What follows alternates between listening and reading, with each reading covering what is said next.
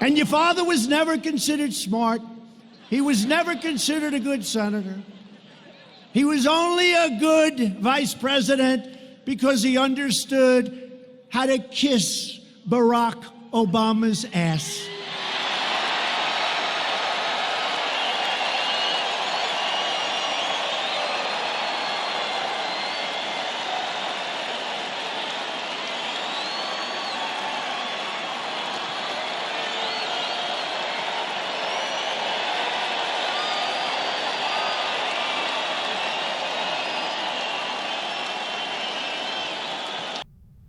Positional battles around impeachment. Trump, who should be afraid? Democrats listen to witnesses in private, Republicans demand publicity. In the US, Congress continues to investigate Trump's activities in the context of the Ukrainian scandal. The sessions with the interrogation of witnesses are held in an atmosphere of increased secrecy, and without the participation of Republicans, who are intensely suspended from the investigation at this stage. On the other hand, the conservatives themselves are struggling to oppose the representatives of the Democratic Party, disrupting meetings and demanding a large public process. The first wave of major witnesses has passed. Now the interrogation is conducted around much less significant figures, whose testimony is unlikely to fundamentally change the situation. The parties are preparing for a serious clash, which will take place towards the end of the year, and are building bridgeheads for the offensive and trenches for defense. In any clashes, there is a situation where both sides seem to be exhausted after one attack, but have not yet gained strength in front of the other.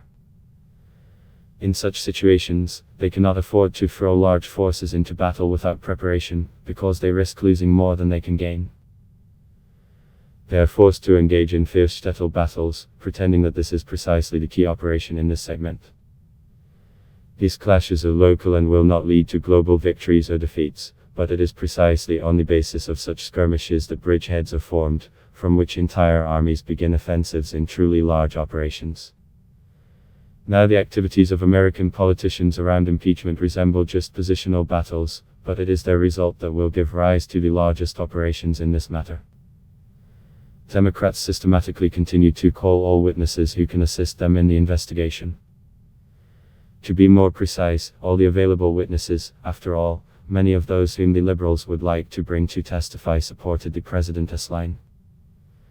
Trump said that the White House is not ready in any way to facilitate the investigation of the impeachment case until the House of Representatives officially votes to start the procedure. Congress Speaker Nancy Pelosi is trying in every way to prevent this vote, because it will endanger a number of Democrats from conservative districts. Thus, the heads of the investigation committees are forced to confine themselves to hearings of those who are ready to testify against Trump's will.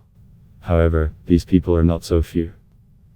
The other day, Congress charged affairs to Ukraine William Taylor testified. This man told some highly incriminating information about what Trump supporters did in Ukraine.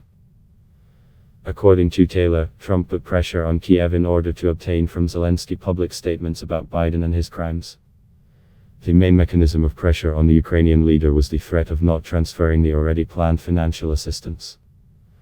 However, the tranche was delivered on time in August, even before this story was revealed and Zelensky made at least some statements. Taylor's testimony was called by Democrats the strongest blow to Trump. Indeed, if his words are absolutely true, then the president directly demanded that the leader of another country help him in the fight against the domestic political adversary. The problem is different. William Taylor did not provide any evidence. And given his status, it can be assumed that it is more profitable for him to support the Democrats. William Taylor is known in America as a careerist, and is indicative of a lack of party commitment. He managed to work as an ambassador to Ukraine under both the Republican Bush and the Democrat Obama. Taylor was against Trump's candidacy and supported Mueller's investigation into conspiracy with Russia. This person went to Ukraine in the status of temporary ambassador, which was indicative. It was urgent to take a vacant seat by someone competent while the election of a permanent candidate is going on. It was unlikely that all this could make Taylor fall in love with Trump. In addition, he had to understand that, having given tough testimonies against the president, he would be in the spotlight and would be able to count on the gratitude of the Democrats.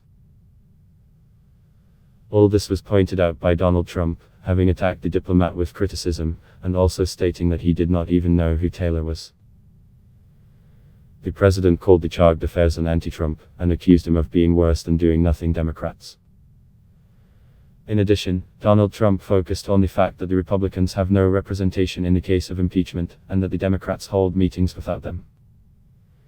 The Republicans themselves from Congress are also unhappy with the situation. The other day a group of 20 conservative deputies thwarted a closed hearing, just coming to him, at which another witness gave evidence.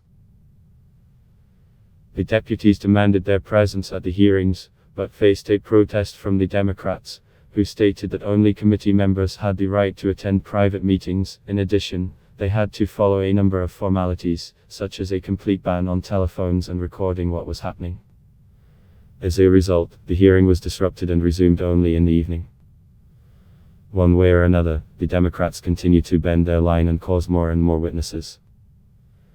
None of those whom the Liberals summoned to Congress can become a key witness. This is not a decisive attack, but artillery preparation. Democrats are trying to create a clear public awareness of Trump's guilt in order to set the stage for a decisive blow later. Republicans are opposing them and are also trying their best to win the sympathy of the audience. Conservatives are preparing for the Liberals' blow, and it looks like they also have a Trump card up their sleeve, because if Democrats vote for impeachment in Congress, then the Republican Senate will investigate, where a variety of witnesses can be called, for example, presidential candidate Joe Biden or even an ex-President Barack Obama.